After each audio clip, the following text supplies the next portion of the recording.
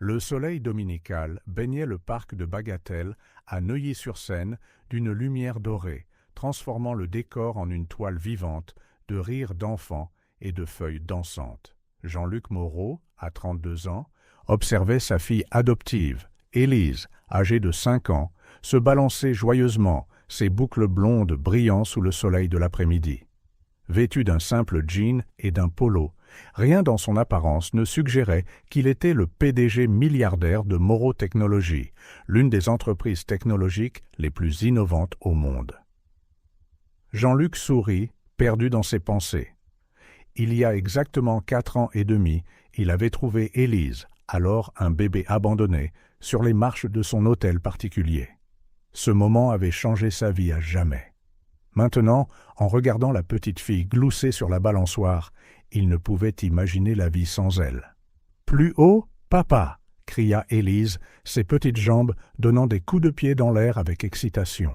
Jean-Luc rit et poussa la balançoire plus fort, observant la joie pure sur le visage de sa fille. Le parc était bondé ce dimanche après-midi. Des familles pique-niquaient sur l'herbe, des couples se promenaient main dans la main, et des enfants couraient partout, chassant des bulles de savon. C'était une journée parfaite, le genre de journée qui resterait en mémoire comme un souvenir doré de bonheur. Jean-Luc vérifia sa montre. Il restait 1 heure avant le dîner qu'il avait promis à Élise dans son restaurant italien préféré du centre-ville. Il était sur le point d'appeler Élise pour partir quand quelque chose d'inattendu se produisit. Un cri aigu trancha le joyeux brouhaha du parc. « C'est ma sœur jumelle !» Jean-Luc se tourna brusquement vers le son cœur manquant un battement. À quelques mètres de là, une fillette de l'âge d'Élise, vêtue de vêtements miteux, pointait frénétiquement la balançoire. Ses grands yeux étaient fixés sur Élise avec une intensité qui fit frissonner Jean-Luc. Le monde autour de Jean-Luc sembla ralentir, presque s'arrêter. Il regarda Élise, qui avait cessé de se balancer, et observait la scène avec curiosité. Puis, la fillette inconnue, et de nouveau, Élise. La ressemblance était impossible, incroyable, choquante. Même visage, mêmes yeux, même expression de curiosité innocente. Jean-Luc sentit ses jambes fléchir, le sang sembla se vider de son corps, le laissant froid et étourdi. Il chancela, manquant de tomber, sa vision se brouillant sur les bords. « Papa ?» La voix inquiète d'Élise semblait très lointaine. « Ça va ?» Jean-Luc cligna rapidement des yeux, se forçant à se concentrer. Élise était maintenant debout, le regardant avec inquiétude. Il reporta son regard là où la fillette inconnue avait été, mais à son grand étonnement, elle avait disparu, comme si elle avait été avalée par la terre. Il n'y avait aucun signe d'elle nulle part. « Où est-elle passée ?» murmura Jean-Luc, ses yeux balayant frénétiquement la foule. « Qui, papa ?» demanda Élise en tirant sur la manche de sa chemise. « La fille qui a crié ?» Jean-Luc hocha la tête, encore abasourdi. « Tu l'as vue ? As-tu remarqué à quel point elle te ressemblait ?» Élise fronça les sourcils, confuse. « Elle me ressemblait ? Je ne l'ai pas bien vue, papa. Elle a disparu si vite ?» Jean-Luc passa la main dans ses cheveux, son cœur battant toujours la chamade. Comment cette fille avait-elle pu disparaître si rapidement? Et plus important encore, qui était-elle? Comment connaissait-elle Élise? Et de manière cruciale, pouvait-elle vraiment être la sœur jumelle de sa fille? « Élise, » dit Jean-Luc en s'agenouillant pour être à son niveau. « Nous devons rentrer à la maison maintenant. Nous avons des choses à nous dire. » Élise fit la moue. « Mais, et le dîner au restaurant italien ?» Jean-Luc força un sourire, essayant de cacher son agitation. « On peut se faire livrer. Qu'en penses-tu? On peut faire un pique-nique dans le salon. » Élise hocha la tête avec enthousiasme, oubliant apparemment l'étrange incident de quelques instants plus tôt. Mais pour Jean-Luc, ce cri résonnait encore dans son esprit, apportant avec lui un tourbillon de questions et de possibilités qui menaçaient de bouleverser son monde. Alors qu'ils sortirent du parc, Jean-Luc jeta un dernier regard par-dessus son épaule, s'attendant à moitié à revoir la mystérieuse fillette. Mais elle était partie, ne laissant que des questions dans son sillage. Une chose était certaine, Jean-Luc ne se reposerait pas tant qu'il n'aurait pas découvert la vérité. Le mystère ne faisait que commencer, et Jean-Luc Moreau, l'homme qui avait bâti un empire technologique à partir de rien, était sur le point de se lancer dans l'enquête la plus importante de sa vie. Une enquête qui pourrait redéfinir le sens de la famille, pour lui et pour Élise. Le soleil commença à se coucher, projetant de longues ombres sur le parc. Un chapitre de leur vie s'était terminé, et un autre, plus mystérieux et potentiellement merveilleux, était sur le point de commencer. La nuit tomba sur l'hôtel particulier des Moreau comme un lourd manteau, apportant avec elle un silence qui aurait dû être réconfortant. Mais pour Jean-Luc, chaque minute qui passait semblait amplifier l'écho de ce cri dans le parc. « C'est ma sœur jumelle. » Jean-Luc se tourna et se retourna dans son lit king-size, le regard fixé sur le plafond orné.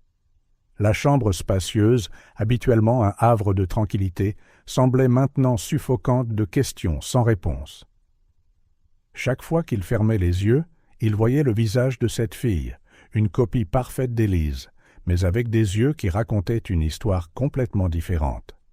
À 3 heures du matin, il renonça à essayer de dormir. Il se leva silencieusement, prudent de ne pas réveiller la maisonnée, et descendit dans son bureau. La douce lumière de la lampe illumina la photo d'Élise sur son bureau. Un sourire radieux, des yeux brillants, des cheveux dorés flottant dans le vent. Jean-Luc prit le cadre, ses doigts traçant le contour du visage de sa fille. « Qui es-tu vraiment, ma petite ?» murmura-t-il à la photographie. Son esprit retourna à cette nuit, 4 ans et demi plus tôt, où il avait trouvé Élise. C'était une froide nuit d'automne, et il rentrait tard du travail. Les pleurs du bébé l'avaient pris par surprise, un son fragile mais insistant venant des marches de l'entrée de l'hôtel particulier. Là, enveloppée dans une couverture bon marché, se trouvait Élise. À l'époque, Jean-Luc n'avait pas hésité. Il avait rentré le bébé, appelé les autorités et suivi toutes les procédures légales nécessaires. Mais maintenant, en se remémorant chaque détail de cette nuit, il se demandait ce qu'il aurait pu manquer. Y avait-il un indice sur l'origine d'Élise qu'il n'avait pas remarqué? Un détail qui aurait pu révéler l'existence d'une sœur jumelle? Les heures passèrent, et Jean-Luc se retrouva plongé dans une recherche frénétique. Il chercha des cas de jumeaux séparés, des histoires d'adoption, tout ce qui pourrait éclairer sa situation. Mais plus il lisait, plus les questions se posaient. Le soleil levant le prit par surprise, ses premiers rayons perçant à travers les rideaux. Jean-Luc cligna des yeux, sentant le poids d'une nuit blanche. L'arôme du café fraîchement moulu atteignit ses narines. Madame Dubois, la gouvernante, était déjà levée, commençant la routine de la journée. Avec un soupir fatigué, Jean-Luc se leva. Il était temps d'affronter la journée et les questions inévitables d'Élise. Dans la cuisine ensoleillée, Élise était déjà assise à table, balançant ses jambes, pendant que Madame Dubois préparait des crêpes. En voyant Jean-Luc, le visage de la petite fille s'illumina d'un sourire. « Bonjour, papa. Tu as l'air fatigué. Tu as fait des cauchemars ?» Jean-Luc força un sourire, s'asseyant à côté d'elle. « Non, ma chérie, j'ai juste mal dormi. » Élise pencha la tête, ses yeux bleus, si semblables à ceux de la fille du parc, fixés sur lui avec curiosité. C'était à cause de la fille d'hier? Celle qui a crié dans le parc? Jean-Luc sentit son cœur s'emballer. Il savait que cette question allait venir, mais il n'était toujours pas préparé à y répondre. « Oui, Élise. Je suis un peu inquiet pour elle. Pourquoi a-t-elle dit qu'elle était ma sœur, papa? Est-ce que j'ai une sœur que je ne connaissais pas ?» L'innocence de la question frappa Jean-Luc comme un coup de poing à l'estomac. Comment pouvait-il expliquer quelque chose qu'il ne comprenait pas lui-même? « Chérie, » commença-t-il, choisissant ses mots avec soin. « Parfois, les gens se trompent.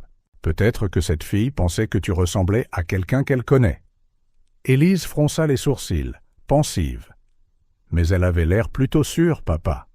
Et tu as agi vraiment bizarrement après. » Jean-Luc déglutit difficilement. Sa fille était parfois trop perspicace pour son propre bien. « C'est compliqué, ma chérie. J'essaie de comprendre ce qui s'est passé. On peut la chercher? demanda Élise, ses yeux brillants à l'idée d'une aventure. Peut-être qu'elle a besoin d'aide. Elle n'avait pas de jolis vêtements comme les miens. L'observation innocente d'Élise rappela vivement à Jean-Luc l'apparence débraillée de la fille dans le parc. Son cœur se serra. Si cet enfant était vraiment la sœur d'Élise, dans quelles conditions vivait-elle? « On verra, Élise, » répondit-il doucement. « D'abord, nous devons en savoir plus sur elle. » Le reste du petit déjeuner se passa avec Élise, posant plus de questions, certaines auxquelles Jean-Luc pouvait répondre, d'autres qui le laissaient silencieux, cherchant ses mots. Chaque question innocente était un rappel de tout ce qu'il ignorait, de tout ce qu'il devait découvrir. Après avoir déposé Élise à l'école, Jean-Luc se rendit à son bureau chez Moreau Technologies, mais son esprit était loin des affaires. Au lieu d'examiner des rapports ou d'assister à des réunions, il se retrouva à faire des recherches sur les agences d'adoption, les détectives privés, tout ce qui pourrait l'aider à démêler le mystère. En milieu d'après-midi, frustré par le manque de progrès, Jean-Luc décida de retourner au parc. C'était un pari risqué, il le savait, mais peut-être que quelqu'un avait vu quelque chose, peut-être y avait-il un indice qu'il avait manqué dans le choc du moment. Le parc était plus calme ce lundi. Jean-Luc se dirigea vers les balançoires, retraçant ses pas de la veille. Il regarda les enfants jouer, chaque jeune visage faisant sursauter son cœur, se demandant s'il pourrait voir la mystérieuse fillette. C'est alors qu'il remarqua la femme âgée vendant des fleurs près de l'allée principale. « Elle était là hier », se souvint-il soudain. Peut-être qu'elle avait vu quelque chose? S'approchant de la femme, Jean-Luc acheta un bouquet de marguerites, les préférées d'Élise. « Excusez-moi, commença-t-il avec hésitation. Mais vous étiez ici hier après-midi, n'est-ce pas ?»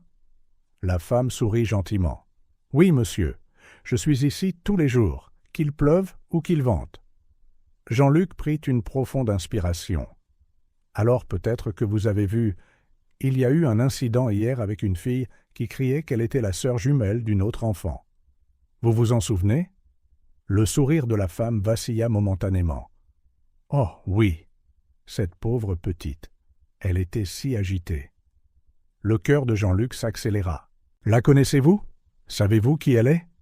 La femme secoua lentement la tête. « Non, monsieur, je ne l'avais jamais vue avant hier. » Mais elle hésita, regardant autour d'elle, comme pour s'assurer que personne n'écoutait. Elle n'avait pas l'air bien. Ses vêtements, vous savez. Et ses yeux? Ils avaient vu des choses qu'aucun enfant ne devrait voir. Jean-Luc hocha la tête, sentant une boule se former dans sa gorge. « Merci », murmura-t-il, serrant le bouquet de marguerites. De retour à sa voiture, Jean-Luc savait qu'il n'était qu'au début d'un long et probablement douloureux voyage. Mais une chose était certaine, il ne s'arrêterait pas avant d'avoir découvert la vérité. Pour Élise et pour la mystérieuse fillette, qui d'une certaine manière avait déjà trouvé une place dans son cœur. Jetant un coup d'œil aux marguerites sur le siège passager, Jean-Luc fit une promesse silencieuse. Il trouverait la vérité et ferait tout ce qu'il faudrait pour s'assurer que les deux filles, Élise et l'enfant inconnu qui pourrait être sa sœur, aient la vie qu'elles méritaient. Avec cette détermination renouvelée, Jean-Luc démarra la voiture. Le mystère ne faisait que commencer, mais il était prêt à y faire face, peu importe où cela le mènerait. Les jours qui suivirent l'incident du parc s'étirèrent avec une lenteur angoissante pour Jean-Luc Moreau. Chaque matin apportait une nouvelle vague d'espoir, seulement pour être remplacé par la frustration à la tombée de la nuit. Le parc, autrefois un lieu de joie et de détente pour lui et Élise, était devenu le théâtre de son obsession silencieuse. Jean-Luc établit une nouvelle routine. Chaque matin, après avoir déposé Élise à l'école, il se rendait au parc. Le trajet qu'il faisait autrefois distraitement était maintenant parcouru avec une attention presque douloureuse. Chaque visage dans la rue, chaque enfant tenant la main d'un parent pouvait être un indice, un lien avec la mystérieuse fille qui avait bouleversé son monde. En arrivant au parc, Jean-Luc choisissait toujours le même banc, stratégiquement positionné avec une vue sur la plupart de l'aire de jeu. Son ordinateur portable, ouvert devant lui, donnait l'impression qu'il travaillait, une excuse toute prête pour tout spectateur curieux. Mais ses yeux, agités et vigilants, balayaient constamment la zone, cherchant un aperçu de ses cheveux blonds, de ce visage familier et pourtant inconnu. Le 3e jour de sa veille, Jean-Luc remarqua quelque chose qu'il avait négligé auparavant. Une femme âgée vendant des fleurs. Elle était là tous les jours, réalisa-t-il, une constante dans le flux toujours changeant des visiteurs du parc. Son chariot, rempli de bouquets colorés, était comme un phare, attirant les enfants curieux et les adultes pressés. Jean-Luc l'observa avec un intérêt croissant. Elle interagissait avec les clients avec un sourire doux qui ne faiblissait jamais, même lorsque les gens passaient sans acheter. Ses yeux, ridés mais vifs, semblaient tout absorber autour d'elle. Jean-Luc prit mentalement note de lui parler bientôt. Quelqu'un de si présent et observateur aurait sûrement des informations précieuses. Alors que les jours passaient sans aucun signe de la mystérieuse fillette, Jean-Luc sentit le poids de son absence grandir dans sa poitrine. Chaque enfant qui passait était scruté, chaque rire lointain faisait sursauter son cœur. Mais chaque fois qu'il regardait de plus près, ce n'était qu'un autre visage inconnu, une autre déception. Tandis que sa recherche se poursuivait, Jean-Luc se débattait avec des pensées contradictoires sur ce que cette découverte potentielle pourrait signifier pour sa famille. Il aimait Élise plus que tout. Elle était le centre de son monde, la lumière qui illuminait ses jours. Mais s'il y avait une autre enfant là-dehors, méritant tout autant son amour et sa protection, comment équilibrerait-il ses responsabilités? Et comment Élise réagirait-elle à l'idée d'une sœur jumelle? Ces questions le tourmentaient, le poursuivant même dans ses rêves. Nuit après nuit, il se retrouvait dans un labyrinthe de miroirs, poursuivant 2 Élises identiques. L'une riait et courait dans ses bras, tandis que l'autre pleurait seule, toujours juste hors de portée. Il se réveillait en sueur, le cœur battant, un sentiment inexplicable de culpabilité pesant sur lui. Le jour, alors qu'il regardait les enfants jouer dans le parc, Jean-Luc se surprenait à imaginer des scénarios de plus en plus élaborés. Comment se passerait la première rencontre entre Élise et sa possible sœur? Se reconnaîtrait-elle instantanément, un lien génétique surmontant des années de séparation? Ou y aurait-il de la gêne, peut-être même de la peur? Et qu'en était-il de la mère de la fille? Jean-Luc ne pouvait s'empêcher de s'interroger sur les circonstances qui avaient conduit à la séparation des jumelles. Pauvreté, maladie, une décision impossible prise dans un moment de désespoir. Il était certain qu'il y avait là une histoire de douleur et de difficulté. Comment aborderait-il la situation avec sensibilité et équité pour toutes les personnes impliquées? Le 7e jour de sa veille, Jean-Luc remarqua quelque chose qui le perturba profondément. Un groupe d'enfants plus âgés s'en prenait à une fillette plus jeune, près des balançoires. Un instant, son cœur s'accéléra. Serait-ce elle? Mais en s'approchant, il vit que ce n'était pas la fille qu'il cherchait. Malgré tout, il ne pouvait ignorer la situation. « Hé !» lança-t-il, sa voix ferme mais douce. Les plus grands se dispersèrent rapidement, laissant la petite fille seule, les larmes aux yeux. Jean-Luc s'agenouilla à côté d'elle. « Ça va ?» La fille hocha la tête timidement, essuyant ses larmes avec sa manche. « Merci, monsieur. Comment tu t'appelles » demanda doucement Jean-Luc. « Amélie » répondit-elle dans un murmure à peine audible. « Eh bien, Amélie, ces enfants ne t'embêteront plus. Mais si ça arrive encore, trouve un adulte pour t'aider, d'accord ?» Amélie hocha de nouveau la tête, un petit sourire apparaissant sur son visage. « D'accord. Merci encore. » En regardant Amélie retourner vers un groupe d'enfants plus jeunes, Jean-Luc sentit une vague d'émotion le submerger. Combien d'autres enfants étaient là, ayant besoin d'aide? Combien d'autres Élise et Amélie existaient, seuls et effrayés? Cette nuit-là, allongé dans son lit, incapable de dormir, Jean-Luc réfléchit à l'incident avec Amélie.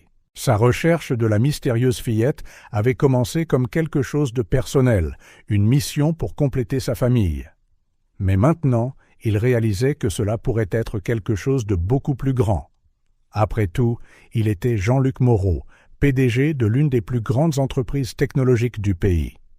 Il avait des ressources, de l'influence, du pouvoir.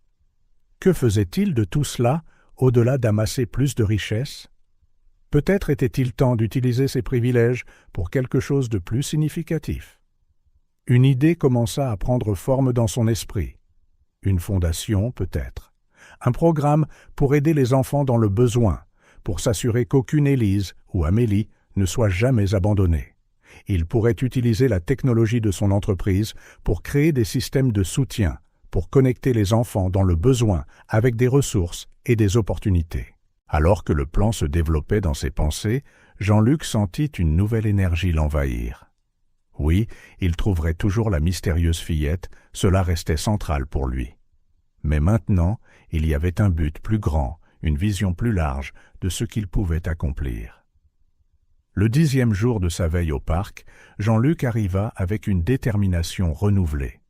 Comme toujours, son regard balaya l'air de jeu, cherchant un visage familier.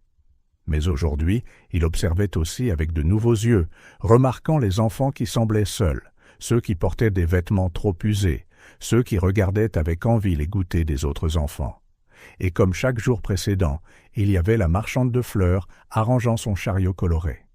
Jean-Luc l'observa un moment, admirant la grâce avec laquelle elle interagissait avec chaque client, la façon dont son sourire illuminait les visages des enfants qui s'arrêtaient pour admirer les fleurs.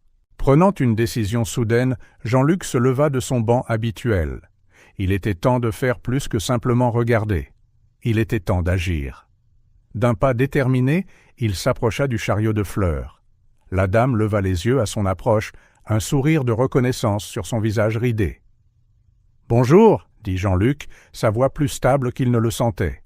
« Je pense qu'il est temps que nous ayons une conversation. » La dame pencha la tête, ses yeux brillants d'une sagesse qui semblait transcender l'âge.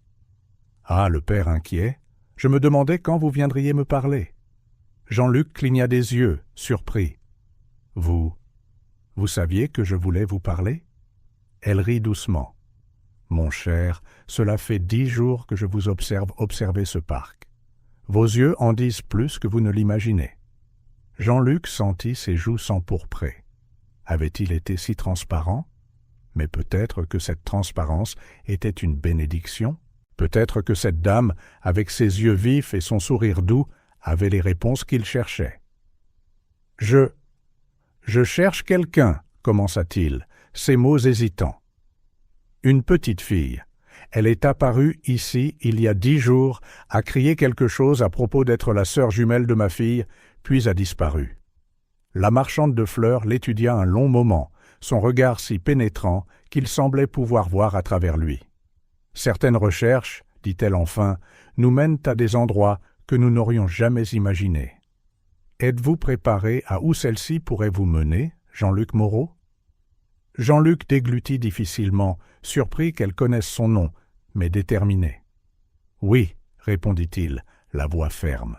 « Je suis prêt à tout. » La dame sourit, un sourire qui semblait rempli de secrets et de promesses. « Alors, mon cher, vous devriez vous asseoir. Nous avons beaucoup de choses à nous dire. » Et ainsi, à l'ombre d'un vieil arbre, entouré par le parfum des fleurs fraîches et le son lointain des enfants qui jouent, Jean-Luc Moreau se prépara à entendre ce que la marchande de fleurs avait à dire. Son cœur battait la chamade, un mélange d'anxiété et d'espoir. Il savait, d'une manière ou d'une autre, que ce qu'il était sur le point d'entendre changerait sa vie pour toujours.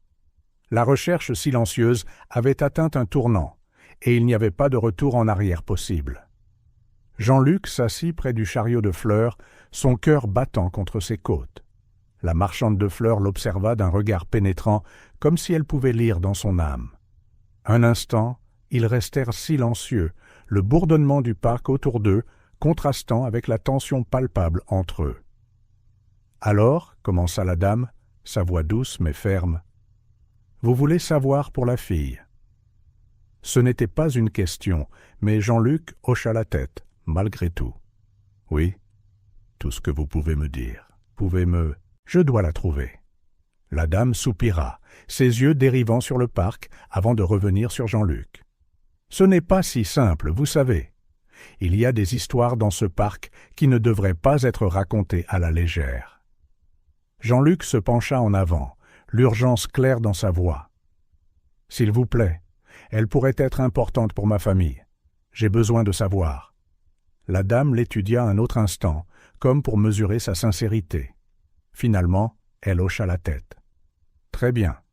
Mais souvenez-vous, une fois que vous aurez entendu cela, vous ne pourrez plus l'oublier. Êtes-vous prêt pour les conséquences ? » « Je le suis, » répondit Jean-Luc sans hésitation. La marchande de fleurs commença à arranger un bouquet tout en parlant, ses mains habiles se déplaçant parmi les fleurs avec grâce. « La fille que vous cherchez, je la vois dans les parages. Elle s'appelle Sophie. » Le cœur de Jean-Luc fit un bond. Sophie. Enfin, un nom pour le visage qui le hantait. « Elle vient souvent ici, » continua la dame, toujours seule, observant toujours les autres enfants jouer, mais ne se joignant jamais à eux. « Pourquoi » demanda Jean-Luc, sa voix à peine plus qu'un murmure. La dame haussa les épaules tristement. Qui peut le dire ? Mais ses yeux. Oh, ses yeux racontent une histoire de solitude et de chagrin qu'aucun enfant ne devrait connaître. Jean-Luc sentit un nœud se serrer dans sa gorge. L'image de Sophie, seule et triste, contrastait douloureusement avec les souvenirs heureux d'Élise. « Vous avez mentionné qu'elle a une vie difficile », pressa doucement Jean-Luc. La marchande de fleurs hocha la tête, ses yeux se remplissant d'une profonde tristesse. « Oui, ses vêtements sont toujours usés, parfois sales. Et il y a des jours où elle a l'air si affamée que ça me brise le cœur. » Jean-Luc sentit une vague d'inquiétude le submerger. L'idée d'un enfant manquant des besoins de base était déchirante. « Et ses parents » demanda-t-il, redoutant la réponse. « Je ne les ai jamais vus » répondit la dame en secouant la tête. « Pendant tous ces mois, Sophie a toujours été seule. Parfois, elle mentionne une mère, mais je n'ai jamais vu d'adulte avec elle. » Jean-Luc fronça les sourcils, son esprit courant avec des possibilités. Une mère célibataire, peut-être, travaillant de longues heures, juste pour joindre les deux bouts. « Il y a plus, » continua la dame, sa voix baissant comme si elle craignait d'être entendue. « Il y a eu des jours où Sophie est arrivée différente. » Le sang de Jean-Luc se glaça. « Différente comment ?» La marchande de fleurs hésita, ses yeux montrant de l'inquiétude. « Parfois, elle semble épuisée, comme si elle n'avait pas dormi. D'autres fois, j'ai remarqué qu'elle marchait prudemment, comme si elle avait mal. » Jean-Luc sentit un mélange d'alarme et de résolution grandir en lui. La situation de Sophie semblait de plus en plus alarmante. « Pourquoi n'avez-vous pas appelé les autorités ?» demanda-t-il, sa voix tendue. La dame soupira lourdement. « Oh, jeune homme, pensez-vous que je n'y ai pas pensé ? Mais Sophie, elle a tellement peur quand je mentionne les adultes, si craintive, et sans preuve solide. » Jean-Luc comprit le dilemme. Sans preuve claire, appeler les autorités pourrait simplement effrayer Sophie et la faire fuir pour de bon. « Il y a une dernière chose, » dit la dame, sa voix maintenant presque un murmure. « Quelque chose que j'ai remarqué à propos de Sophie. » Jean-Luc se pencha plus près, impatient d'entendre. « Elle observe toujours les familles dans le parc, » révéla la dame, « surtout les filles de son âge. C'est comme si elle cherchait quelque chose. Ou quelqu'un. » Le cœur de Jean-Luc faillit s'arrêter. Se pourrait-il que Sophie, d'une manière ou d'une autre, sache ou sente qu'elle avait une sœur ? « Où puis-je la trouver ?» demanda Jean-Luc, sa voix tremblant d'une émotion contenue. La marchande de fleurs l'étudia un long moment avant de répondre. « Elle vient généralement en fin d'après-midi, quand le parc est plus calme. » Mais elle lui prit la main, ses yeux sérieux. « Soyez prudent. Sophie est comme un oiseau effarouché. Un mouvement brusque et elle s'envolera pour ne jamais revenir. » Jean-Luc hocha la tête, comprenant la gravité de l'avertissement. « Merci. Je ne sais pas comment vous remercier pour tout ce que vous m'avez dit. » La dame sourit doucement. « Ne me remerciez pas encore. Le chemin à parcourir ne sera pas facile. Êtes-vous prêt pour ce que vous pourriez découvrir ?» Jean-Luc fit une pause, pensant à Élise, à sa vie confortable, à la famille heureuse qu'il formait. Puis il pensa à Sophie, seule et possiblement en danger. Sa résolution se durcit. « Je le suis », répondit-il fermement. « Peu importe ce qui arrive, je dois aider Sophie. Si elle est vraiment importante pour ma famille, alors cela change tout. » La marchande de fleurs hocha la tête, apparemment satisfaite de sa réponse. « Alors allez-y, Jean-Luc Moreau, et puissiez-vous trouver ce que vous cherchez. » Jean-Luc se leva, se sentant à la fois plein d'énergie et dépassé. Il avait un nom maintenant et quelques informations, mais les questions qui le tourmentaient n'avaient fait que se multiplier. En retournant à sa voiture, Jean-Luc jeta un dernier coup d'œil par-dessus son épaule. La marchande de fleurs s'occupait déjà d'un autre client, son doux sourire de retour. Mais lorsque leurs yeux se croisèrent brièvement, Jean-Luc y vit un mélange d'espoir et d'inquiétude. En retournant à sa voiture, Jean-Luc sentit le poids de la responsabilité sur ses épaules. Trouver Sophie n'était que la première étape.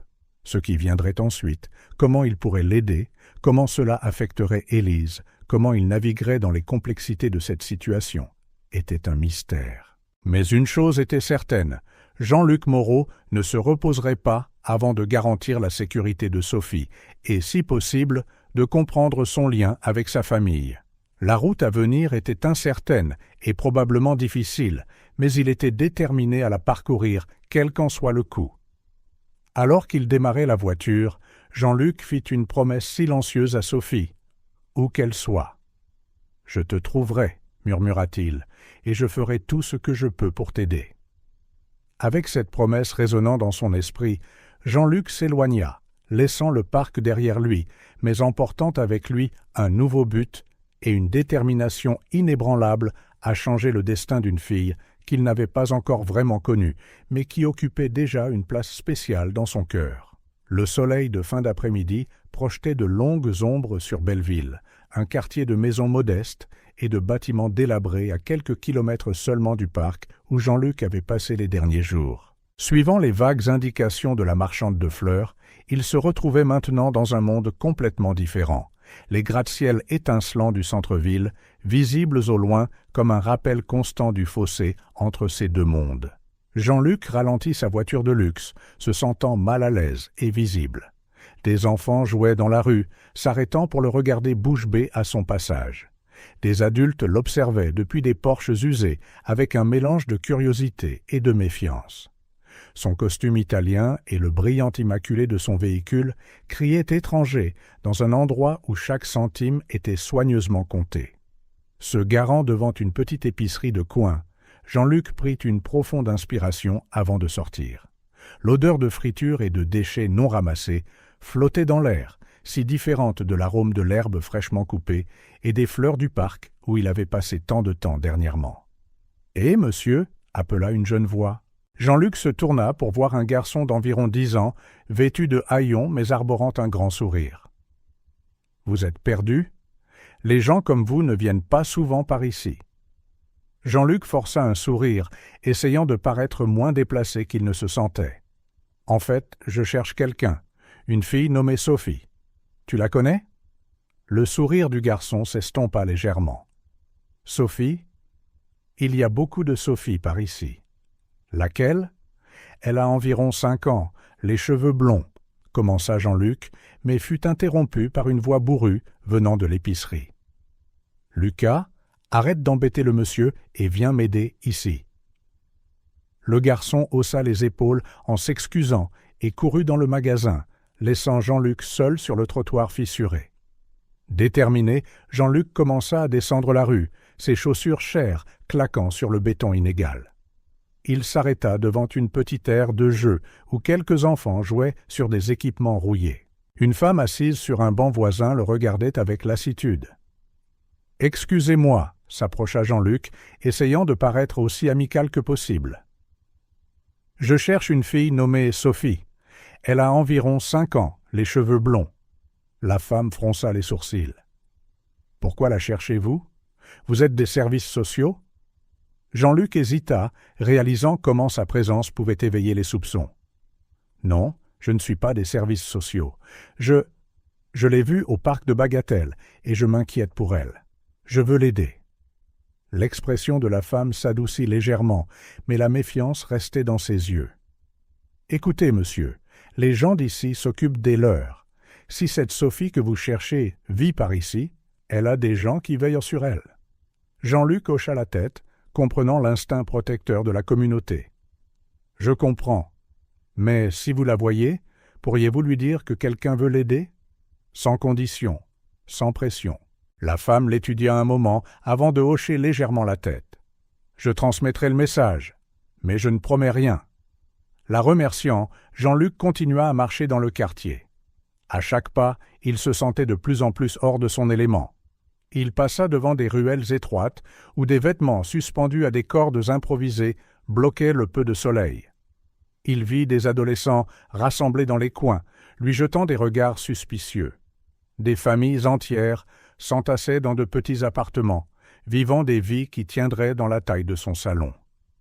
Sur une petite place, Jean-Luc aperçut un groupe de dames âgées, discutant avec animation.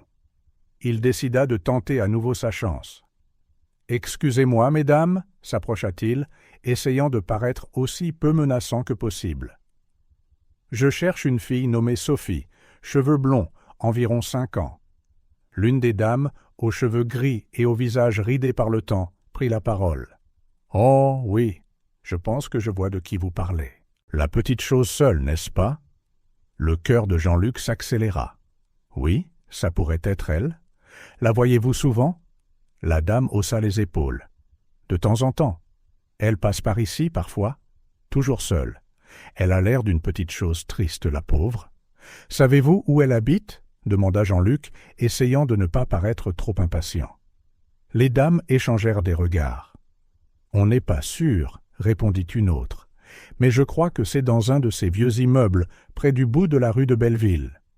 Vous savez, ceux qui ont l'air de vouloir s'effondrer. » Jean-Luc les remercia et se dirigea dans la direction indiquée. La rue de Belleville était encore plus délabrée que les autres, avec des bâtiments qui penchaient dangereusement, leurs façades écaillées racontant des années de négligence. Marchant lentement, scrutant chaque fenêtre, chaque porte, espérant apercevoir Sophie, Jean-Luc fut approché par un homme d'âge moyen. « Hé, vous !» appela l'homme, sa voix rauque. « Qu'est-ce que vous faites ici? Vous cherchez les ennuis ?» Jean-Luc leva les mains dans un geste pacificateur. « Non, monsieur, je cherche juste quelqu'un, une fille nommée Sophie. » L'homme plissa les yeux. « Sophie? La petite qui est toujours toute seule ?»« Oui, » s'exclama Jean-Luc, plein d'espoir.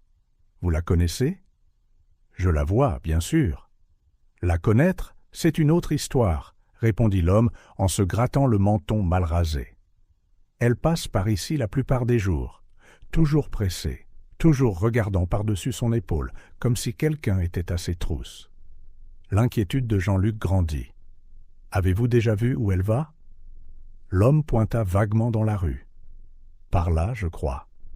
Mais écoutez, mon ami, quoi que vous lui vouliez, soyez prudent.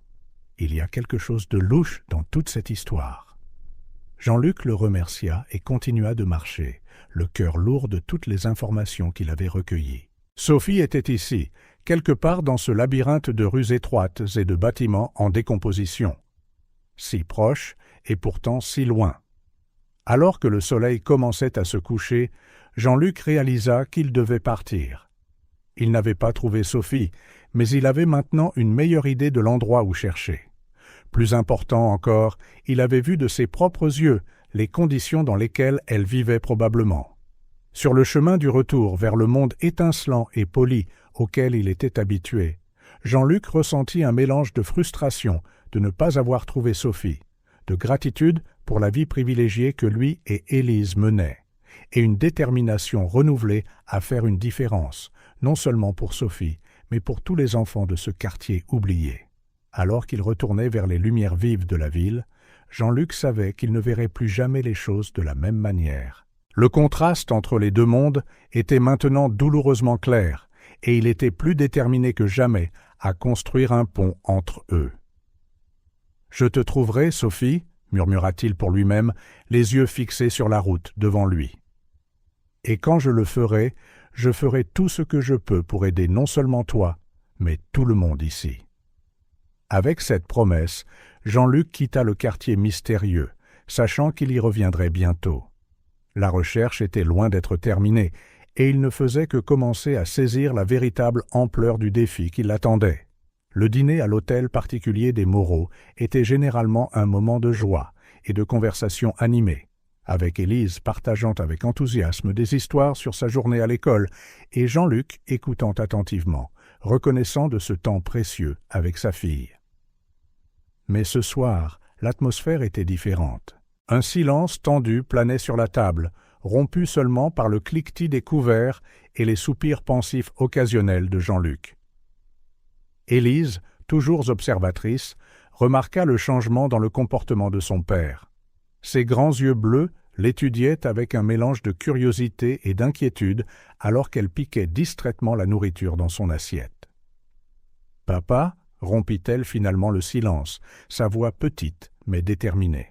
« Tu penses encore à la fille du parc ?» Jean-Luc faillit s'étouffer avec son vin, pris au dépourvu par sa question directe. Il posa son verre, essayant de gagner du temps pour formuler une réponse. « Pourquoi demandes-tu ça, ma chérie ?» Élise haussa les épaules, un geste étonnamment mature pour ses 5 ans. « Tu as l'air triste et distrait, comme tu l'étais ce jour-là dans le parc, après que la fille eut crié. » Jean-Luc sentit son cœur se serrer. Élise était souvent effroyablement douée pour lire ses émotions. Il se débattit intérieurement, déchiré entre le désir d'être honnête avec sa fille et celui de la protéger d'une vérité qu'il comprenait à peine lui-même. « Oui, Élise, » admit-il finalement, choisissant ses mots avec soin. « Je pense à elle, je m'inquiète pour elle. » Les yeux d'Élise s'écarquillèrent d'intérêt. « Pourquoi? Elle est malade ?» Jean-Luc secoua la tête, de plus en plus mal à l'aise avec la direction de la conversation. « Non, pas que je sache, mais je pense qu'elle pourrait avoir besoin d'aide. » Élise fronça les sourcils, traitant cette information. « C'est pour ça qu'elle a dit qu'elle était ma sœur, papa? Parce qu'elle a besoin d'aide ?» La question frappa Jean-Luc comme un coup de poing à l'estomac. Comment pouvait-il expliquer quelque chose de si complexe à une enfant de 5 ans? Comment pouvait-il parler de la possibilité d'une sœur jumelle sans bouleverser le monde d'Élise? « Chérie, » commença-t-il en se penchant pour prendre la petite main d'Élise dans la sienne. « Parfois, les gens disent des choses quand ils sont confus ou effrayés. Nous ne savons pas pourquoi elle a dit ça, mais j'essaie de le découvrir. » Élise hocha lentement la tête, mais Jean-Luc pouvait voir les rouages tourner dans son esprit curieux. Mais elle nous ressemblait vraiment beaucoup. Elle avait même des cheveux comme les miens. Jean-Luc sentit une vague de panique. Élise avait remarqué la ressemblance, bien sûr. Elle était brillante et observatrice. Il devait maintenant marcher sur des œufs. « Beaucoup de gens ont des cheveux blonds comme les tiens, ma chérie, » dit-il doucement. « Ça ne veut pas nécessairement dire qu'ils sont de la même famille. » Élise pencha la tête, clairement pas convaincue. « Mais, et si elle est vraiment ma sœur? Ce ne serait pas cool d'avoir une sœur ?» Jean-Luc sentit son cœur se briser un peu à l'enthousiasme innocent d'Élise. Si seulement elle savait la vérité, que Sophie vivait peut-être dans la pauvreté, possiblement en danger. « Élise, » dit-il, sa voix sérieuse, « nous ne devrions pas tirer de conclusions hâtives. Nous ne savons pas qui est cette fille, ni pourquoi elle a dit ce qu'elle a dit. Il est important de ne pas se faire de faux espoirs, d'accord ?» Élise fit la moue, clairement déçue par sa réponse évasive. « Mais tu vas la trouver, n'est-ce pas, papa? Pour l'aider. » Jean-Luc sentit une vague d'amour et de fierté pour la compassion de sa fille. « J'essaie, ma chérie, mais c'est compliqué. Il y a beaucoup de choses que nous devons considérer. »« Comme quoi ?» insista Élise, sa curiosité insatiable. Jean-Luc soupira, sentant le poids des complications qu'il ne pouvait pas partager avec une enfant de 5 ans. Questions juridiques, implications émotionnelles, l'impact possible sur leur vie. « Eh bien, » commença-t-il en essayant de simplifier, « nous devons nous assurer que nous faisons ce qu'il faut, que nous n'intervenons pas là où nous ne devrions pas, et nous devons penser à comment cela pourrait affecter notre famille. » Élise resta silencieuse un moment, absorbant les paroles de son père. Puis, avec la logique simple et directe d'un enfant, elle dit « Mais si elle a besoin d'aide, on doit l'aider, non? C'est ce que tu m'as toujours appris. » Jean-Luc sentit une boule dans sa gorge. Élise avait raison, bien sûr. Il lui avait toujours enseigné l'importance d'aider les autres, d'utiliser leurs privilèges pour le bien. Et le voilà, hésitant, déchiré entre la protection de sa fille et le fait de faire ce qui est juste. « Tu as raison, Élise, » dit-il finalement, sa voix rauque d'émotion. « Nous ferons ce que nous pouvons pour aider. Mais tu dois comprendre que cela pourrait être un processus long et compliqué. Et à la fin, les choses pourraient ne pas être exactement comme nous l'imaginons. » Élise hocha la tête solennellement, paraissant plus âgée que ses 5 ans. « Je comprends, papa. Je veux juste qu'elle aille bien. Et qui sait, peut-être qu'on pourra être amis. » Jean-Luc eut un sourire triste, attirant Élise dans un câlin serré. « Peut-être, ma chérie. Peut-être. » En tenant sa fille, Jean-Luc sentit le poids de ses décisions plus que jamais. Il marchait sur une corde raide, essayant d'équilibrer la vérité, la protection d'Élise et la nécessité d'aider Sophie. Chaque pas en avant semblait apporter plus de questions, plus de complications. Mais en regardant Élise, en voyant sa compassion et son innocence, Jean-Luc savait qu'il ne pouvait pas abandonner. Pour Élise, pour Sophie et pour l'homme qu'il voulait être aux yeux de sa fille, il devait continuer. « On va s'en sortir ensemble, d'accord ?» murmura-t-il en embrassant le sommet de la tête d'Élise. Élise hocha la tête contre sa poitrine et à ce moment, malgré toutes les incertitudes, Jean-Luc sentit une nouvelle vague de détermination. Quel que soit le résultat, il y ferait face avec Élise à ses côtés, guidé par l'amour et la compassion que sa fille manifestait si naturellement. Le chemin à parcourir était incertain, mais avec Élise comme boussole morale, Jean-Luc savait qu'il trouverait le bon chemin, aussi difficile que soit le voyage. Au fil des jours, la détermination de Jean-Luc à trouver Sophie grandit proportionnellement à sa frustration. Chaque nouvelle journée apportait un espoir renouvelé pour se terminer en déception. Mais Jean-Luc Moreau n'était pas un homme qui abandonnait facilement. S'il avait pu construire un empire technologique à partir de rien, il pouvait sûrement trouver une petite fille dans sa propre ville. Sa première étape fut l'école maternelle Pasteur, la plus proche du parc où il avait vu Sophie pour la première fois. Vêtu de son costume impeccable et de son sourire charmant, Jean-Luc réussit à obtenir un rendez-vous avec la directrice, une femme d'âge moyen nommée Madame Lambert. « Monsieur Moreau, dit-elle en ajustant ses lunettes, « je comprends votre inquiétude, mais je ne peux pas simplement donner des informations sur nos élèves. » Jean-Luc hocha la tête avec sympathie. « Je comprends tout à fait, Madame Lambert. Je ne demande pas de nom ou d'adresse. Je veux juste savoir si vous avez une élève qui correspond à la description. » La directrice hésita, clairement partagée entre le devoir professionnel et le désir d'aider. « Eh bien, nous avons plusieurs fillettes blondes de 5 ans, mais aucune que je connaisse nommée Sophie, ou qui correspondent spécifiquement à la situation que vous avez décrite. » Déçu, Jean-Luc la remercia et laissa sa carte de visite, lui demandant de le contacter si elle trouvait quelque chose. En quittant l'école, il nota mentalement de vérifier d'autres écoles voisines dans les semaines à venir. Sa prochaine étape fut le parc des Buttes-Chaumont, à quelques kilomètres de là. Plus petit et moins fréquenté que le parc de Bagatelle, Jean-Luc pensait que Sophie pourrait y venir pour éviter les foules. Il approcha un marchand de glace qui semblait connaître tous les habitués du parc. Une petite fille blonde, toute seule, l'homme se gratta la tête en réfléchissant. « Maintenant que vous le dites, je crois que j'ai vu une fille comme ça quelquefois. Elle avait toujours l'air pressée, vous savez, comme si elle fuyait quelque chose. » Le cœur de Jean-Luc s'emballa. « Savez-vous où elle est allée ou d'où elle venait ?» Le vendeur pointa vaguement vers l'est. « Par là, je pense. Il y a des grands ensembles dans cette direction. C'est un quartier difficile. » Jean-Luc le remercia, achetant une glace qu'il n'avait pas l'intention de manger, et se dirigea vers l'est. Les grands ensembles étaient une jungle de béton, des bâtiments gris s'élevant contre le ciel. Il passa des heures à y marcher, montrant une photo d'Élise, La ressemblance était indéniable et demandant des nouvelles de Sophie. Certaines personnes hochèrent la tête en signe de reconnaissance, d'autres détournaient le regard, méfiantes. Un homme âgé en fauteuil roulant à l'entrée d'un immeuble lui fit signe de s'approcher. « Et vous, dit-il, sa voix rauque, vous cherchez la petite fille seule, n'est-ce pas ?» Jean-Luc s'approcha, plein d'espoir. « Oui, monsieur, vous la connaissez ?» Le vieil homme haussa les épaules. « Je la vois, bien sûr, mais la connaître, pas vraiment. Elle passe de temps en temps, toujours seule, toujours l'air effrayé. Mais je ne l'ai jamais vue entrer dans aucun de ces immeubles. » Frustré mais reconnaissant pour l'information, Jean-Luc le remercia et continua sa recherche. Au cours des jours suivants, il visita 3 autres écoles, 2 autres parcs et d'innombrables quartiers. Partout, le schéma se répétait. Des gens qui avaient vu Sophie, noté sa solitude et sa peur apparente, mais personne qui la connaissait vraiment ou savait où elle vivait.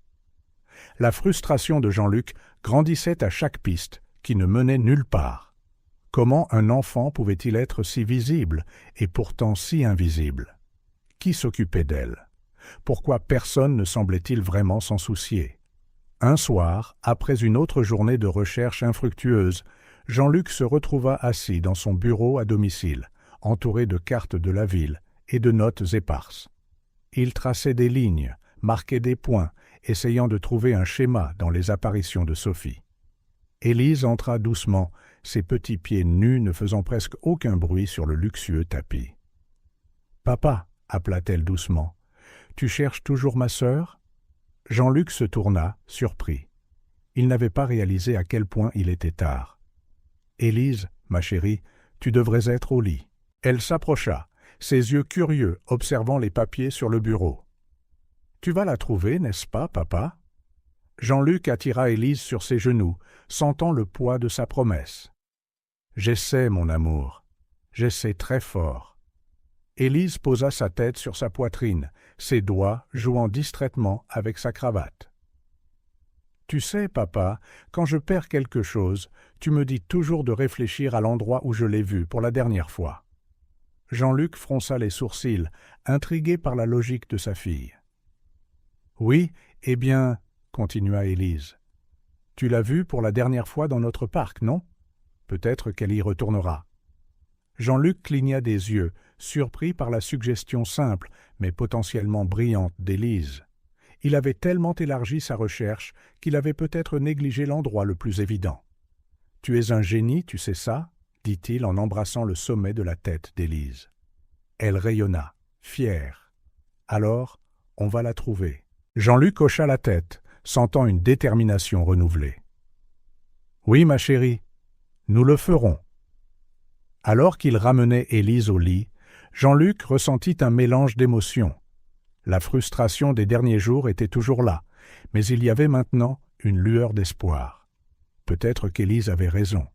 Peut-être que la réponse se trouvait là où tout avait commencé. Allongé dans son propre lit plus tard, Jean-Luc fit une promesse silencieuse.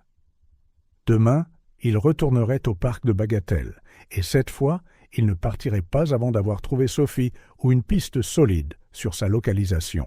La recherche s'était intensifiée, et Jean-Luc était plus déterminé que jamais à trouver la vérité, quel qu'en soit le coût.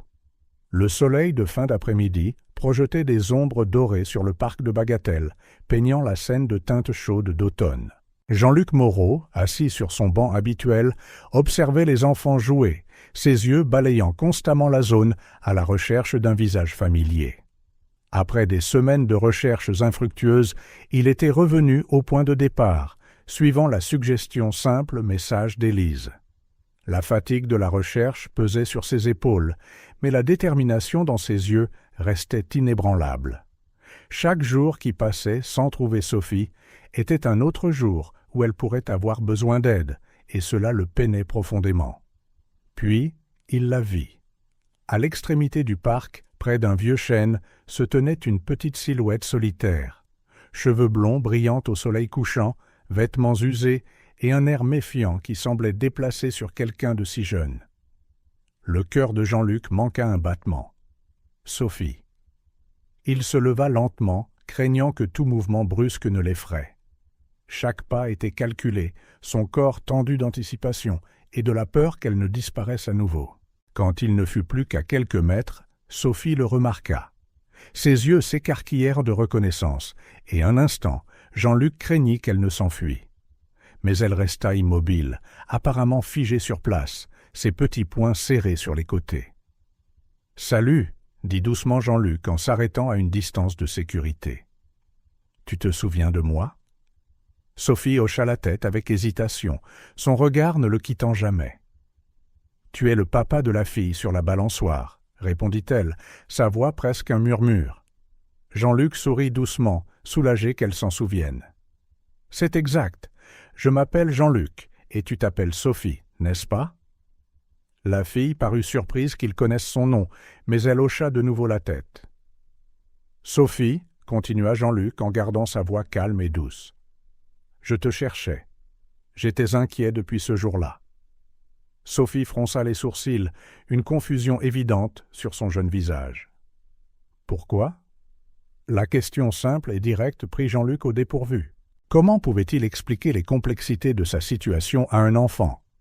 « Eh bien, commença-t-il prudemment, tu semblais seul et peut-être dans le besoin d'aide. Je voulais m'assurer que tu allais bien. » Sophie détourna le regard, donnant un coup de pied dans un petit caillou avec sa basket usée. « Je vais bien, » marmonna-t-elle, mais sa voix avait une tristesse qui brisa le cœur de Jean-Luc. Lentement, Jean-Luc s'accroupit pour la regarder dans les yeux. « Sophie, ce n'est pas grave si tu ne vas pas bien. Parfois, on a besoin d'aide, et il n'y a pas de honte à cela. » Ses yeux rencontrèrent à nouveau les siens, et un instant, Jean-Luc vit la vulnérabilité derrière sa façade courageuse.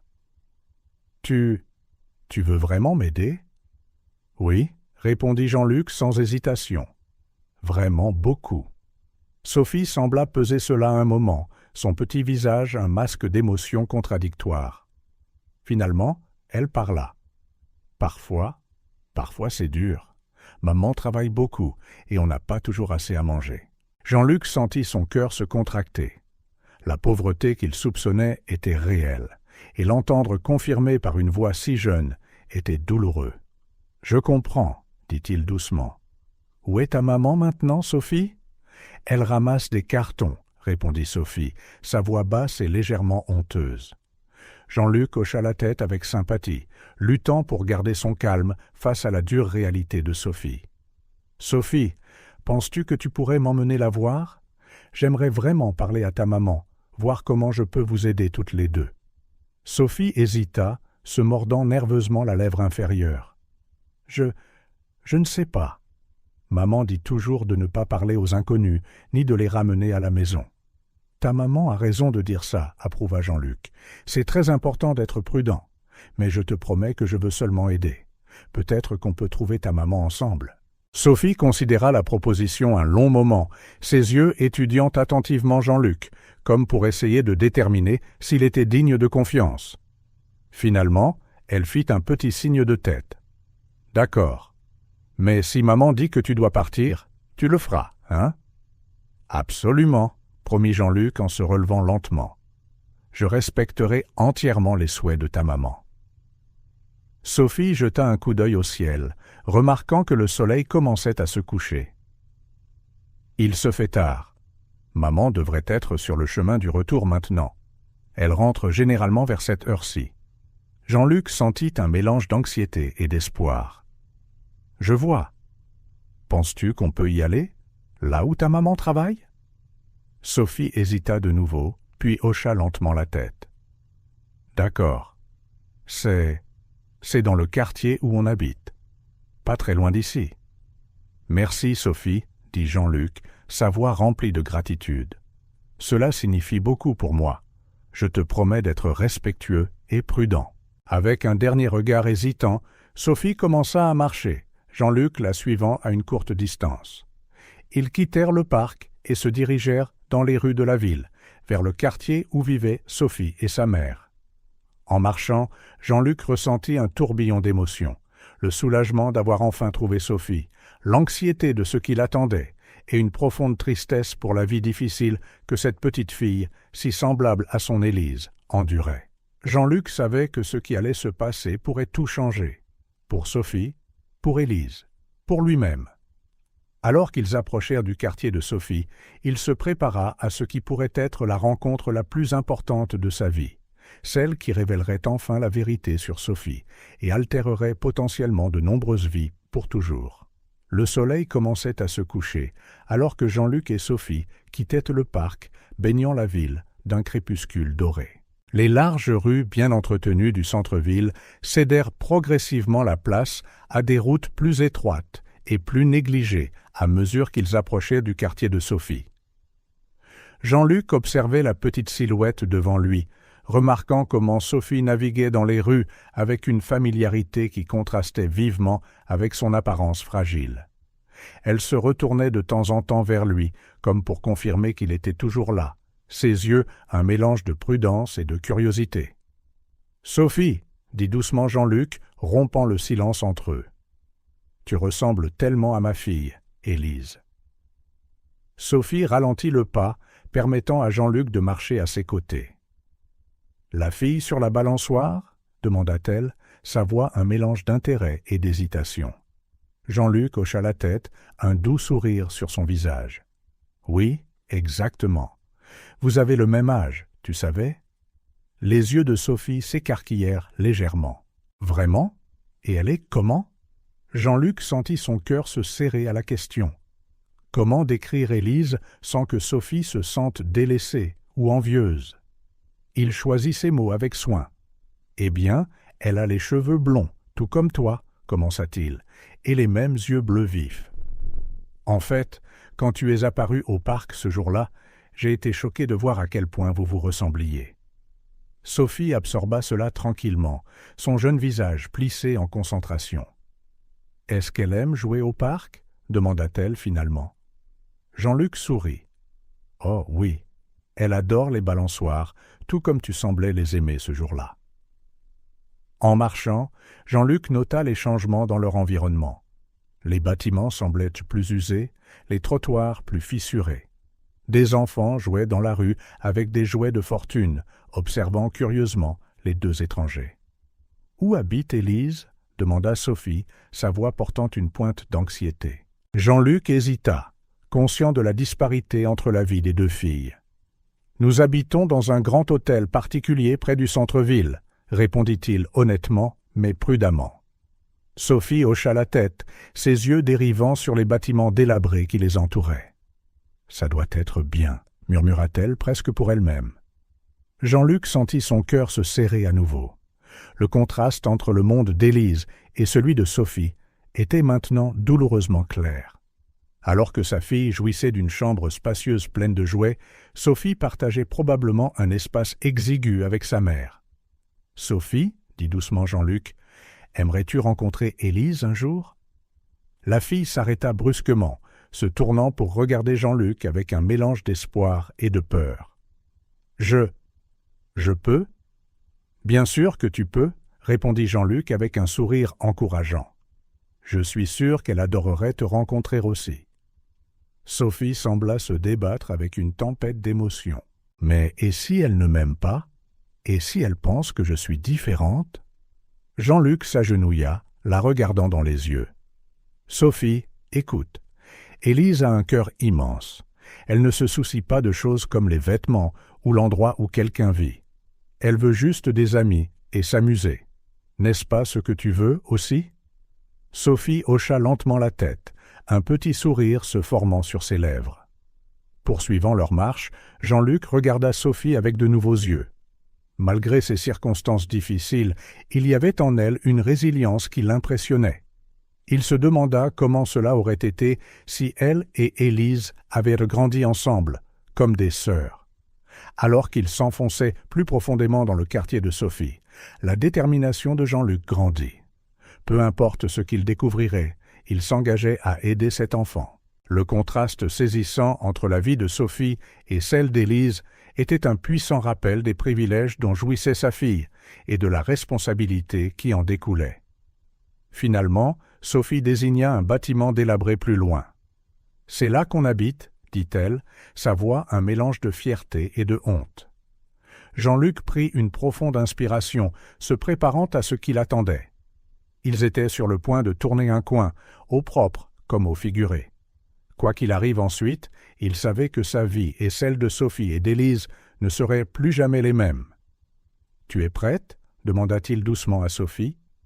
La fille le regarda, puis le bâtiment, puis de nouveau Jean-Luc.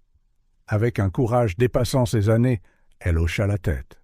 « Je le suis. » Ensemble, ils tournèrent le coin, prêts à affronter ce que le destin leur réservait. Jean-Luc savait qu'il n'était qu'à quelques pas de découvrir la vérité, une vérité qui pourrait tout changer, et il était déterminé à y faire face, aussi difficile que cela puisse être. En tournant le coin, Jean-Luc et Sophie tombèrent sur une scène qui capturait immédiatement la lutte quotidienne de tant de personnes dans ce quartier. Une femme mince, aux cheveux blonds ébouriffés, attachée en un chignon désordonné, se tenait penchée sur un caddie rempli de cartons et d'autres matières recyclables. Ses mains gantées, déchirées et usées, travaillaient sans relâche, triant sa récolte de la journée. « Maman !» appela Sophie, sa voix un mélange de soulagement et d'anxiété. La femme se retourna brusquement, ses yeux s'écarquillant à la vue de sa fille, accompagnée d'un étranger bien habillé. En un instant, son expression passa de la surprise à la peur, et elle laissa tomber le carton qu'elle tenait, se précipitant vers Sophie. « Sophie, qui est cet homme? Qu'est-ce qui se passe ?» demanda-t-elle, tirant la fille près d'elle pour la protéger. Jean-Luc s'avança, les mains levées dans un geste apaisant. « S'il vous plaît, n'ayez pas peur. Je m'appelle Jean-Luc Moreau. Je pense que nous devons parler. » La femme, que Jean-Luc supposa être Isabelle, plissa les yeux avec suspicion. « Parler de quoi? Que voulez-vous à ma fille ?» Sophie, toujours agrippée à sa mère, parla doucement. « Maman, c'est le père de la fille sur la balançoire, celle dont je t'ai parlé. » Les yeux d'Isabelle s'écarquillèrent de reconnaissance, et pendant une fraction de seconde, Jean-Luc vit la panique traverser son regard. Elle savait. D'une manière ou d'une autre, elle savait exactement qui il était et pourquoi il était là. « Madame, » commença prudemment Jean-Luc, « je réalise que cela doit être effrayant et déroutant, mais je vous promets que je ne suis pas ici pour causer des ennuis. Je veux juste comprendre la vérité. » Isabelle jeta un coup d'œil nerveux autour d'elle, comme si elle cherchait une échappatoire. Mais quelque chose dans l'expression douce de Jean-Luc la fit s'arrêter. « Pas ici, » dit-elle finalement, sa voix tremblante. « Allons dans notre appartement. Ce n'est pas quelque chose à discuter en public. » Jean-Luc hocha la tête, reconnaissant de l'opportunité. Ils marchèrent en silence jusqu'à un immeuble délabré à quelques pâtés de maisons de là. L'ascenseur était en panne, alors ils montèrent 4 étages pour atteindre un petit appartement. Le contraste avec l'hôtel particulier de Jean-Luc ne pouvait être plus frappant. L'espace était minuscule, avec un lit simple contre un mur, une petite table avec 2 chaises et une cuisine improvisée dans un coin. Les murs portaient des taches d'humidité et une odeur de moisi flottait dans l'air. Isabelle fit signe à Jean-Luc de prendre l'une des chaises alors qu'elle s'asseyait sur l'autre, tirant Sophie sur ses genoux. Un instant, personne ne parla. Les seuls sons étaient le tic-tac d'une horloge murale bon marché et le bourdonnement lointain de la circulation à l'extérieur. Finalement, Isabelle rompit le silence. « Vous savez, n'est-ce pas ?» demanda-t-elle dans un quasi-murmure. Jean-Luc hocha lentement la tête. « Je le soupçonne. Mais j'ai besoin de l'entendre de vous. S'il vous plaît, dites-moi la vérité. » Isabelle ferma les yeux, serrant Sophie plus fort. Quand elle les rouvrit, ils étaient remplis de larmes. « Il y a 5 ans, commença-t-elle, sa voix tremblante, j'ai donné naissance à des jumelles identiques. » Le cœur de Jean-Luc battait la chamade. Bien qu'il s'en doutât déjà, entendre la confirmation à voix haute semblait surréaliste. Isabelle continua, les mots se déversant maintenant comme si un barrage avait cédé. « Je pouvais à peine subvenir à mes besoins. Je n'avais pas de travail stable, pas de famille pour m'aider. Quand j'ai découvert que j'attendais des jumelles, j'ai paniqué. Comment pourrais-je m'occuper de 2 bébés ?» Les larmes coulaient librement sur le visage d'Isabelle. Sophie regardait sa mère, confuse et inquiète. « C'était la décision la plus difficile de ma vie, » sanglota Isabelle. « Je savais que je ne pouvais pas leur donner à toutes les deux la vie qu'elles méritaient. Alors j'ai fait un choix terrible. J'ai décidé que l'une d'elles aurait la chance d'une vie meilleure. » Jean-Luc sentit un nœud se former dans sa gorge. Il pouvait voir la douleur dans les yeux d'Isabelle, la culpabilité qu'elle portait depuis des années. « J'ai fait mes recherches, » poursuivit-elle. « J'ai cherché le quartier le plus riche de la ville. Et une nuit froide, j'ai enveloppé l'une des filles dans une couverture bon marché, et je l'ai laissée sur les marches d'un hôtel particulier. J'ai prié pour qu'elle soit trouvée rapidement, qu'elle ait une vie que je ne pourrai jamais lui offrir. » Jean-Luc ferma les yeux, se remémorant vivement cette nuit. Les pleurs qu'il avait se réveiller, la surprise en ouvrant la porte pour trouver un bébé sur son seuil. « C'était votre hôtel particulier, » termina Isabelle en croisant le regard de Jean-Luc. « Vous l'avez trouvé, n'est-ce pas ?» Jean-Luc hocha la tête, momentanément incapable de parler. Quand il le fit enfin, sa voix était rauque d'émotion. « Oui, je l'ai trouvée, et je l'ai adoptée. Elle s'appelle Élise maintenant. » Sophie, qui était restée silencieuse jusqu'alors, regarda entre sa mère et Jean-Luc, ses yeux grands ouverts de réalisation. « Maman ? J'ai une sœur ?» Isabelle serra Sophie fort, les larmes coulant. « Oui, mon amour, tu as une sœur jumelle. Pardonne-moi de ne te l'avoir jamais dit. Je ne savais pas comment. » Jean-Luc regardait, le cœur brisé par l'angoisse d'Isabelle et la confusion de Sophie. Il pensa à Élise à la maison, ignorant que sa vie était sur le point de changer pour toujours. « Isabelle, » dit doucement Jean-Luc, « je ne peux pas imaginer à quel point cette décision a été difficile. Mais vous devez savoir qu'Élise a eu une bonne vie. Elle est aimée, heureuse, en bonne santé. » Isabelle hocha la tête à travers ses larmes. « Merci. Savoir cela aide un peu, mais ça n'efface pas ce que j'ai fait. » Jean-Luc se pencha en avant, la voix douce mais ferme. « Ce qui est fait, est fait. Nous ne pouvons pas changer le passé, mais nous pouvons décider quoi faire maintenant. Élise mérite de connaître la vérité, et Sophie mérite de connaître sa sœur. » Sophie jeta un coup d'œil à Jean-Luc, ses yeux brillants d'un mélange de peur et d'espoir.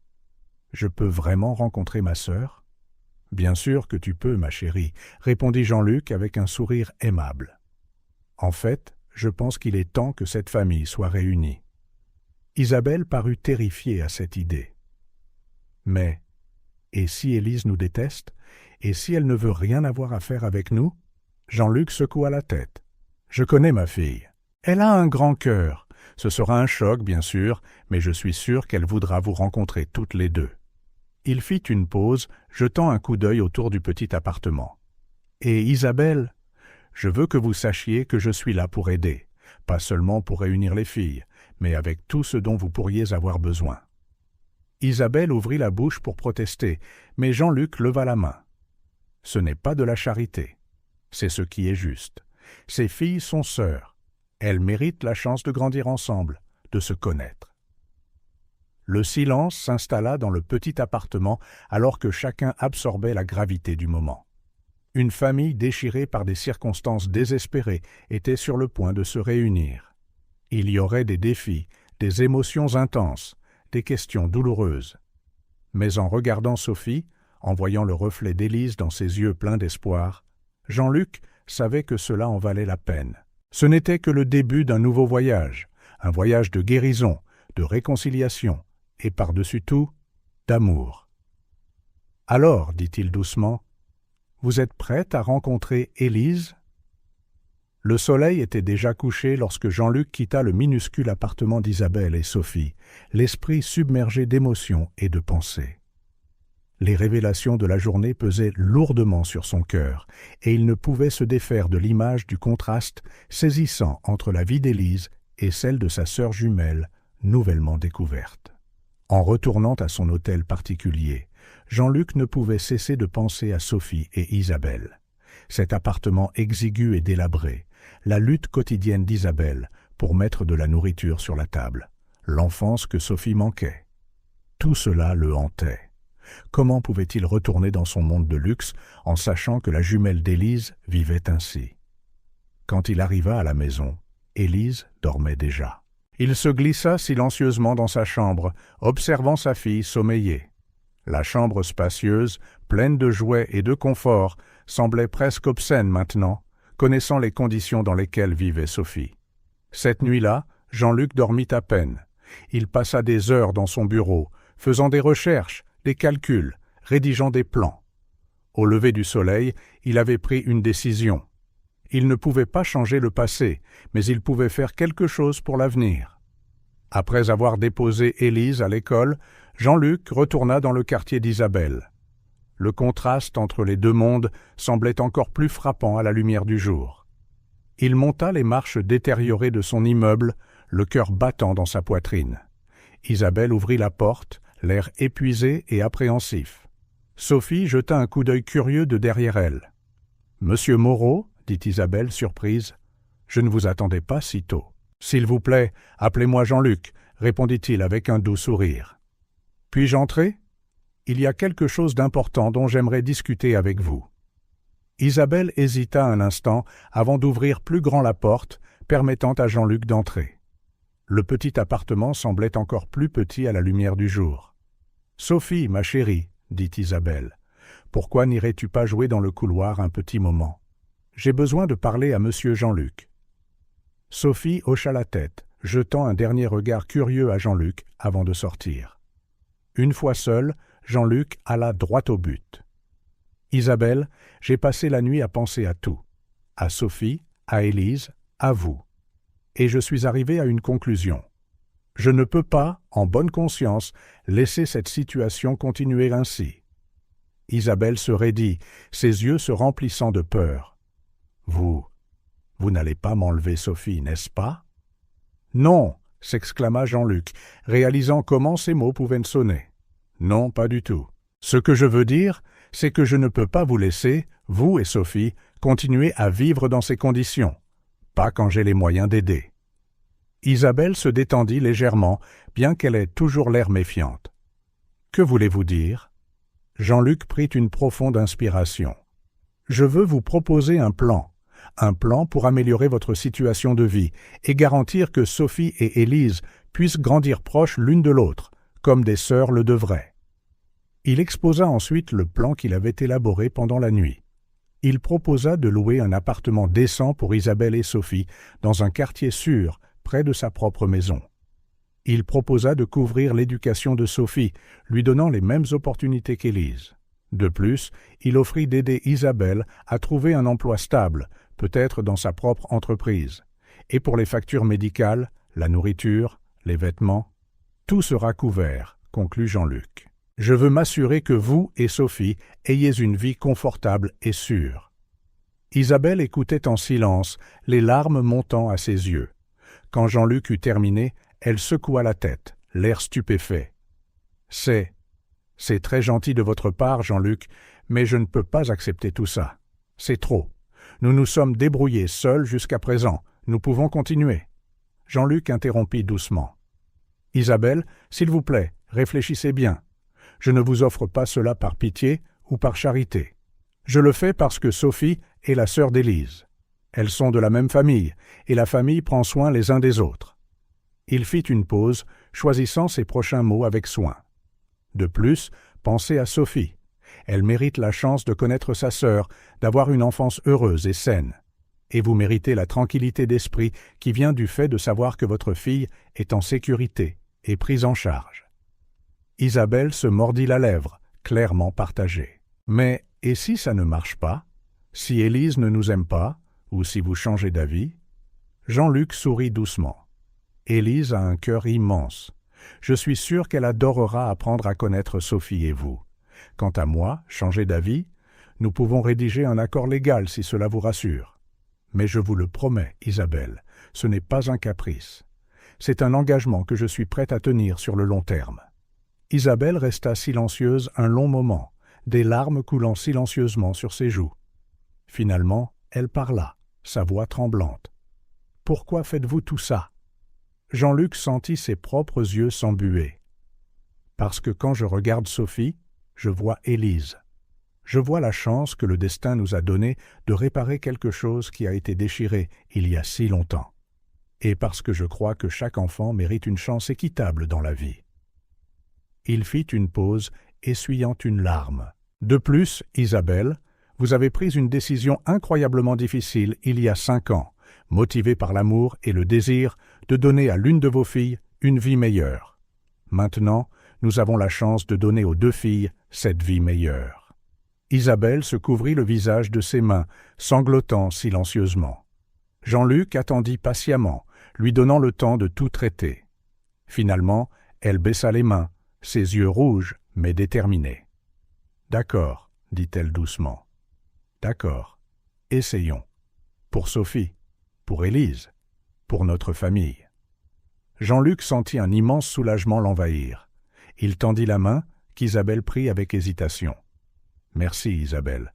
Je vous promets que nous y arriverons. » À ce moment, Sophie revint en courant dans l'appartement, les yeux brillants d'excitation. « Maman, maman, je peux vraiment rencontrer ma sœur ?» Isabelle s'agenouilla, serrant Sophie dans ses bras. « Oui, mon amour, tu vas rencontrer ta sœur, et nous allons avoir une nouvelle chance, une nouvelle vie. » Jean-Luc observa la scène avec un mélange de joie et d'appréhension. Il savait que la route à venir ne serait pas facile. Il y aurait des ajustements, des défis, peut-être des conflits. Mais en regardant Sophie, en voyant le reflet d'Élise dans ses yeux pleins d'espoir, il savait qu'il avait pris la bonne décision. C'était plus qu'un choix important, c'était le début d'un nouveau voyage, un voyage de guérison, de réconciliation et, par-dessus tout, d'amour. « Eh bien, » dit Jean-Luc en souriant à Sophie et Isabelle, « que diriez-vous de commencer à chercher une nouvelle maison pour vous ?» Sophie laissa échapper un cri de joie, sautant de haut en bas avec excitation. Isabelle, toujours les larmes aux yeux, réussit un petit sourire. En quittant l'appartement exigu, Jean-Luc sentit un regain de détermination qu'il n'avait pas ressenti depuis longtemps. Il savait que les semaines et les mois à venir seraient pleins de changements et de défis. Il devrait tout expliquer à Élise, aider Isabelle et Sophie à s'adapter à une nouvelle vie et naviguer dans les complexités émotionnelles de l'intégration de 2 parties d'une famille longtemps séparées. Mais en regardant Sophie tenir la main de sa mère pendant qu'ils descendaient les escaliers, Jean-Luc savait que tout cela en vaudrait la peine. C'était plus qu'une décision majeure. C'était le début d'une nouvelle phase, une phase de guérison, de réconciliation et, par-dessus tout, d'amour. Et alors qu'ils montaient dans sa voiture, prêts à commencer cette nouvelle étape de leur vie, Jean-Luc se fit une promesse silencieuse, à lui-même, à Élise, à Sophie et à Isabelle. Il ferait tout, absolument tout ce qui était en son pouvoir pour s'assurer que cette famille unique et réunie ait toutes les chances de s'épanouir et d'être heureuse. Le parc de Bagatelle, théâtre de tant d'événements importants ces derniers mois, était baigné dans la lumière dorée d'un après-midi d'automne. Les feuilles multicolores dansaient doucement dans la brise, créant un cadre presque magique pour ce qui allait se dérouler. Jean-Luc arriva le premier, tenant la main d'Élise. La fille, habituellement bavarde et pleine d'énergie, était inhabituellement silencieuse. Ses grands yeux bleus balayaient nerveusement le parc, cherchant un visage qu'elle savait être identique au sien. « Papa, » dit Élise, sa voix petite et hésitante. « Et si elle ne m'aime pas ?» Jean-Luc s'agenouilla, la regardant dans les yeux. « Élise, ma chérie, Sophie va t'adorer. Vous êtes sœurs, tu te souviens? Vous avez un lien spécial. » Élise hocha la tête, mais Jean-Luc pouvait voir le mélange d'émotions dans ses yeux. Excitation, peur, curiosité, tout tourbillonnant dans une tempête qu'il pouvait à peine imaginer. Non loin de là, Isabelle marchait vers le parc, Sophie s'accrochant fermement à sa main. La fille, qui semblait habituellement si confiante dans son propre quartier, paraissait maintenant petite et vulnérable. « Maman » murmura Sophie, « et si elle est vraiment différente de moi? Si on n'a rien en commun ?» Isabelle s'arrêta, s'accroupissant pour regarder sa fille dans les yeux. « Sophie, mon amour, vous vous ressemblez plus que tu ne le penses. Et même si vous êtes différentes sur certains points, cela ne fait que rendre votre relation plus spéciale. N'oublie pas, c'est ta sœur. Sophie prit une profonde inspiration, rassemblant son courage, et elles continuèrent à marcher. Jean-Luc aperçut Isabelle et Sophie en premier. Son cœur fit un bond en les voyant approcher. Il attira doucement l'attention d'Élise. « Regarde, ma chérie, les voilà. » Élise se tourna, ses yeux s'écarquillèrent en voyant Sophie. C'était comme se regarder dans un miroir, mais un miroir qui montrait une version légèrement différente d'elle-même. Les mêmes cheveux blonds, les mêmes yeux bleus, la même forme de visage. Mais Sophie était plus mince, sa peau un peu plus bronzée, ses vêtements plus simples. Les deux familles s'approchèrent lentement l'une de l'autre, comme si elles avaient peur de briser la magie du moment. Quand elles ne furent plus qu'à quelques pas, elles s'arrêtèrent. Pendant un long moment, personne ne parla. Élise et Sophie se dévisageaient, absorbant chaque détail. C'était comme si le reste du monde avait disparu, ne laissant qu'elles deux dans leur propre bulle de réalité. Élise rompit finalement le silence. « Salut !» dit-elle doucement, un petit sourire timide se dessinant sur ses lèvres. « Je m'appelle Élise. » Sophie lui rendit son sourire timide. « Salut, je m'appelle Sophie. » Un autre moment de silence suivit, les deux filles s'étudiant toujours. Puis, presque à l'unisson, elles firent chacune un pas en avant. « Tu aimes les balançoires ?» demanda Élise, sa voix un peu plus confiante. Le visage de Sophie s'illumina.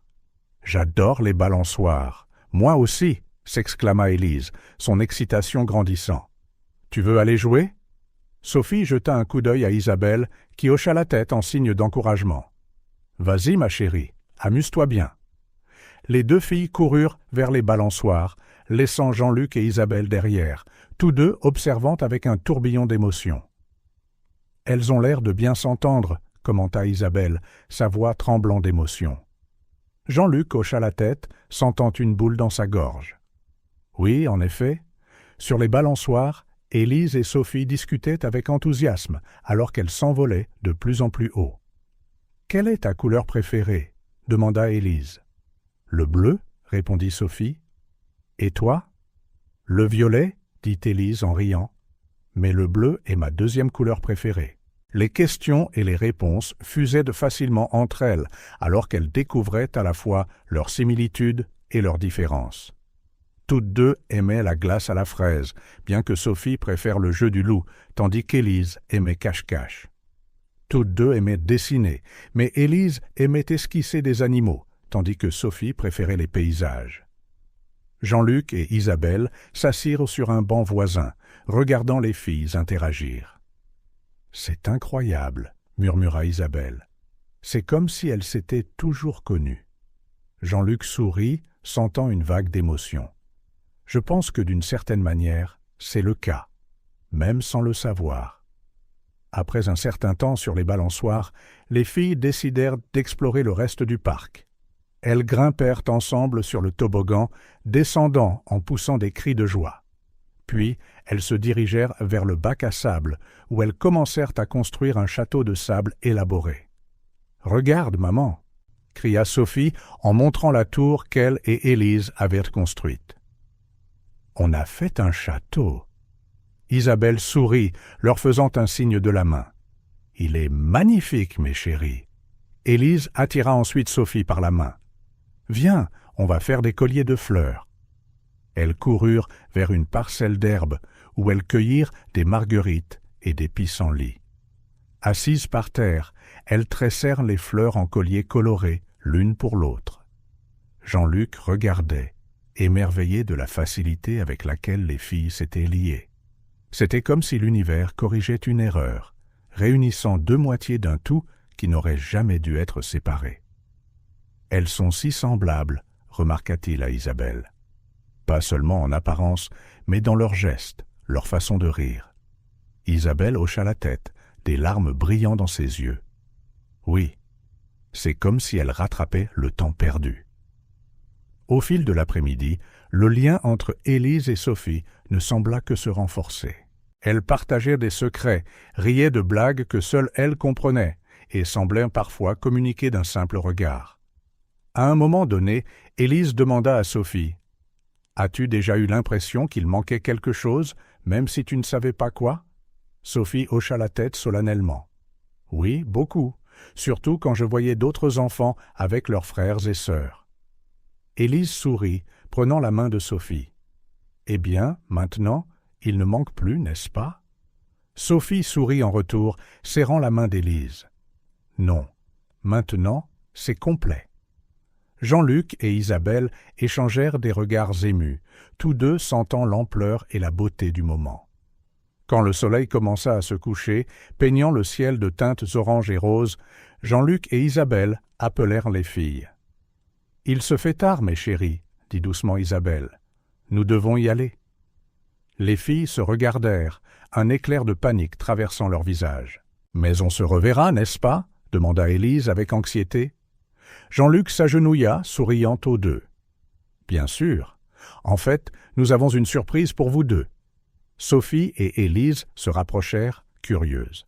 « Sophie, » commença Isabelle, « tu te souviens que je t'ai dit que nous déménagions ?» Sophie hocha la tête.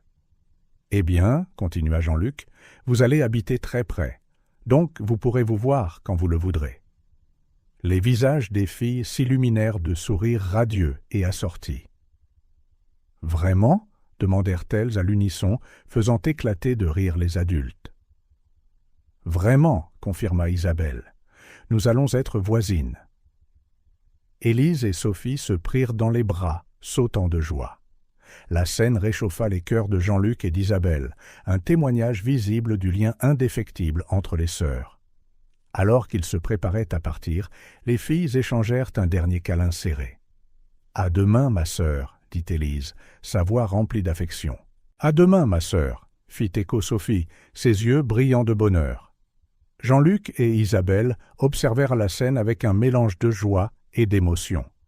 La journée avait dépassé leurs attentes les plus optimistes. Non seulement les filles s'étaient entendues, mais elles semblaient avoir formé un lien immédiat et profond. En retournant à leurs voitures respectives, Jean-Luc réfléchit au voyage qui les avait menés jusqu'ici. De ce jour fatidique au parc où Sophie avait crié qu'elle était la sœur d'Élise, jusqu'à ce moment d'union familiale, cela avait été un montagne russe d'émotions et de révélations.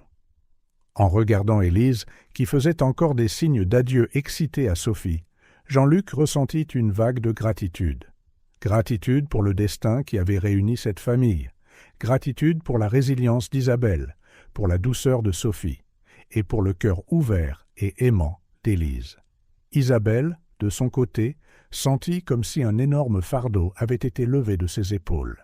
La culpabilité qu'elle avait portée si longtemps commençait à se dissiper, remplacée par un espoir renouvelé pour l'avenir.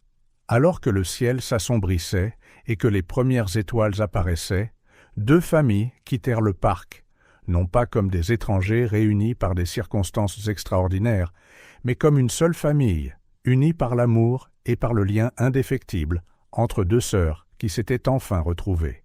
La réunion des sœurs n'était pas seulement un moment de retrouvailles, mais le début d'un nouveau voyage.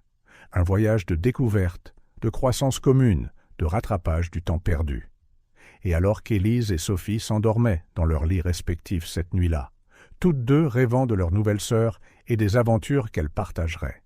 Jean-Luc et Isabelle savaient que, quels que soient les défis à venir, ils y feraient face ensemble, en tant que la famille qu'ils étaient désormais. L'avenir était plein de possibilités, des rires partagés, des secrets murmurés, des mains jointes, des cœurs unis. La réunion des sœurs n'était pas une fin, mais un commencement. Le début d'une histoire d'amour, de pardon et d'unité familiale qui continuerait à se dérouler dans les années à venir.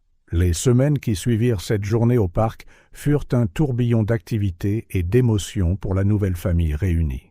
Fidèle à sa parole, Jean-Luc avait trouvé un appartement spacieux et confortable pour Isabelle et Sophie, à quelques pâtés de maison seulement de son propre hôtel particulier.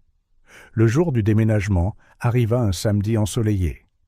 Jean-Luc gara le camion de déménagement devant le vieil immeuble où vivaient Isabelle et Sophie, ressentant un mélange d'émotions en voyant les quelques cartons et les meubles usés qui constituaient leurs biens. Élise, impatiente d'aider, courut jusqu'à l'appartement, emportant une boîte presque plus grande qu'elle. « Sophie, où veux-tu que je mette ça ?» Sophie, emballant soigneusement les quelques plats qu'elle possédait, sourit à la vue de sa sœur. « Dans ce coin, c'est bien, Élise. »« Merci. » Isabelle observa la scène, les larmes aux yeux, ayant encore du mal à croire à quel point sa vie avait radicalement changé. Jean-Luc s'approcha d'elle, posant doucement une main sur son épaule. « Tout va bien ?» demanda-t-il doucement. Isabelle hocha la tête, essuyant une larme. « Oui, c'est juste. C'est beaucoup à digérer. Il y a quelques semaines, je pouvais à peine payer le loyer ici. Et maintenant ?» Jean-Luc sourit avec sympathie. « Je sais que c'est un grand changement, mais vous le méritez toutes les deux. Isabelle, Sophie le mérite. » Le déménagement prit la majeure partie de la journée, les filles aidant à leur manière, causant souvent plus de chaos que d'aide, mais remplissant l'air de rires et de bavardages animés. Quand ils arrivèrent enfin au nouvel appartement, la différence était flagrante. Il était spacieux, bien éclairé, et meublé avec des articles neufs que Jean-Luc avait insisté pour acheter, un monde à part de l'ancienne maison d'Isabelle et Sophie. Sophie courut de pièce en pièce, les yeux grands ouverts d'émerveillement. « Maman, j'ai ma propre chambre. Et regarde, il y a un bureau pour que je fasse mes devoirs. » Isabelle la suivit, tout aussi stupéfaite. « C'est magnifique, n'est-ce pas, ma chérie ? Il va falloir beaucoup remercier Jean-Luc. » Élise attrapa la main de Sophie. « Viens, on va organiser ta chambre. On peut accrocher des tableaux au mur, comme dans ma chambre. » Les filles se précipitèrent dans la nouvelle chambre de Sophie, faisant déjà des plans de décoration. Jean-Luc s'approcha d'Isabelle, qui regardait les filles avec un sourire larmoyant. « Alors, qu'en pensez-vous ?»« C'est parfait, Jean-Luc, » répondit Isabelle, la voix étranglée par l'émotion. « Je ne sais pas comment vous remercier pour tout ça. » Jean-Luc secoua la tête. « Vous n'avez pas à me remercier. Nous sommes une famille maintenant, souvenez-vous-en. C'est ce que font les familles. » Dans les jours et les semaines qui suivirent, une nouvelle dynamique familiale commença à se former. Les filles alternaient entre les deux maisons, passant certains jours avec Jean-Luc et d'autres avec Isabelle. C'était un ajustement pour tout le monde, mais un ajustement qui apportait plus de joie que de défis. Élise, habituée à être fille unique, avait parfois du mal à partager l'attention de Jean-Luc. Il y eut des moments de jalousie et de petites disputes entre les sœurs, mais Jean-Luc et Isabelle travaillèrent ensemble pour les aider à naviguer ces sentiments. « N'oubliez pas, disait souvent Jean-Luc, vous êtes sœurs. L'amour que nous avons pour vous ne diminue pas quand il est partagé. Il grandit. » Sophie, quant à elle, se sentait parfois intimidée par la vie luxueuse d'Élise. Un après-midi, après une virée shopping où Élise avait reçu plusieurs nouveaux jouets, Sophie devint silencieuse et renfermée. Isabelle la trouva assise, seule, dans sa chambre. « Qu'est-ce qui ne va pas, ma chérie ?» Sophie hésita avant de répondre. « Maman, pourquoi on ne pouvait pas avoir des choses comme ça avant ?» Le cœur d'Isabelle se serra. Elle s'assit à côté de sa fille, la prenant dans ses bras. « Oh, Sophie, je sais que c'est difficile à comprendre, mais ce qui compte maintenant, c'est que nous avons une chance d'avoir une vie meilleure. Et n'oublie pas, les choses les plus précieuses ne sont pas celles qu'on achète, mais l'amour que nous partageons. » Pour Jean-Luc et Isabelle, la coparentalité apporta ses propres défis. Ils avaient des styles parentaux différents, façonnés par leurs expériences de vie distinctes. Isabelle avait tendance à être plus protectrice, tandis que Jean-Luc encourageait l'indépendance. « Je ne pense pas que Sophie devrait marcher seule jusqu'à l'école, » argumenta Isabelle un soir. « C'est dangereux ?» Jean-Luc soupira. « Isabelle, je comprends ton inquiétude, mais le quartier est sûr et l'école est proche. C'est important pour sa confiance en elle. » Ils apprirent à faire des compromis, mettant toujours le bien-être des filles au premier plan. Au fil des mois, la famille trouva son rythme. Les filles s'épanouirent, tant à l'école qu'à la maison. Avec de meilleures ressources éducatives, Sophie découvrit un talent pour les mathématiques. Élise, inspirée par la créativité de Sophie, développa un amour pour l'art. Jean-Luc observait avec émerveillement comment les filles se complétaient. Là où Élise était extravertie et impulsive, Sophie était calme et réfléchie. Ensemble, elles formaient un duo redoutable, toujours prête pour de nouvelles aventures. Isabelle, avec l'aide de Jean-Luc, trouva un emploi dans une association locale qui soutenait les familles dans le besoin. Sa connaissance de première main de la pauvreté et de la lutte fit d'elle une employée précieuse et compatissante. À l'approche de l'anniversaire des jumelles, Jean-Luc et Isabelle décidèrent d'organiser une grande célébration. Ce serait la première fois que les filles fêteraient leur anniversaire ensemble, et ils voulaient que ce soit spécial. Le grand jour arriva par un bel après-midi de printemps. Le jardin de l'hôtel particulier de Jean-Luc avait été transformé en un décor de conte de fées, avec des ballons colorés, une piste de danse improvisée et une table de friandises qui faisait saliver les enfants et les adultes. Élise et Sophie, vêtues de robes assorties, mais pas identiques, un choix délibéré pour célébrer leur individualité, couraient partout, saluant les invités avec des sourires radieux. Jean-Luc contempla la scène, le cœur plein. Il vit Sophie présenter fièrement sa mère à ses nouvelles amies d'école. Il vit Élise montrer à Isabelle son dernier tour de magie. Il vit les deux filles, si semblables et pourtant si distinctes, danser ensemble, rire et tournoyer sous le soleil de l'après-midi. Isabelle s'approcha, tendant à Jean-Luc un verre de limonade. « Incroyable, n'est-ce pas ? Il y a 1 an, je n'aurais jamais rêvé que cela soit possible. » Jean-Luc hocha la tête, sentant une vague d'émotion. « C'est plus que ce que j'aurais pu espérer. Regarde-les, Isabelle, elles sont si heureuses. » Le moment arriva de chanter « Joyeux anniversaire ». Les filles se tenaient côte à côte devant un énorme gâteau, leur visage brillant à la lueur des bougies. Alors que tout le monde chantait, Jean-Luc remarqua que les mains des filles étaient enlacées, un geste inconscient d'unité et de soutien.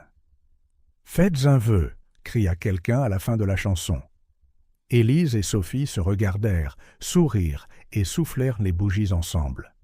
La foule applaudit, et Jean-Luc remarqua qu'Isabelle essuyait discrètement une larme. Plus tard, alors que la fête se terminait et que les filles étaient épuisées mais heureuses, Jean-Luc rassembla tout le monde pour une photo. Élise et Sophie au centre, Jean-Luc d'un côté, Isabelle de l'autre, tous souriant largement alors que le photographe se préparait. Jean-Luc regarda sa famille nouvellement formée. Élise, sa fille de choix et d'amour, dont l'arrivée inattendue avait changé sa vie à jamais. Sophie, la petite fille courageuse qui avait affronté l'adversité et s'épanouissait maintenant. Isabelle, une mère qui avait fait l'impensable par amour et qui avait maintenant une seconde chance. « Tout le monde est prêt ?» demanda le photographe.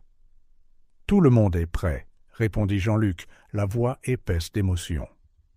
Le flash crépita, capturant à jamais ce moment de bonheur et d'unité.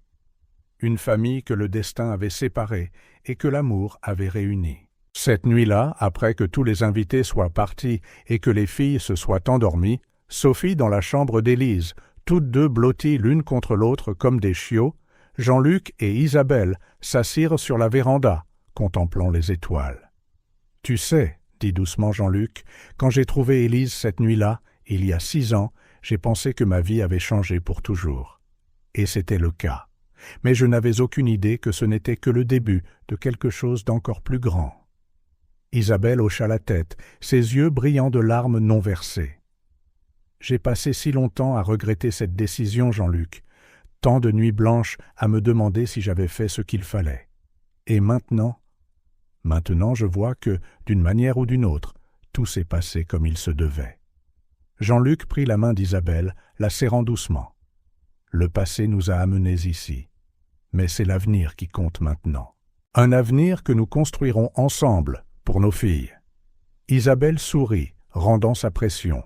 « Pour nos filles » fit-elle écho. Alors que la nuit s'approfondissait et qu'un nouveau jour approchait, Jean-Luc et Isabelle restèrent là, unis par le voyage extraordinaire qu'ils avaient entrepris et la promesse de ce qui restait à venir.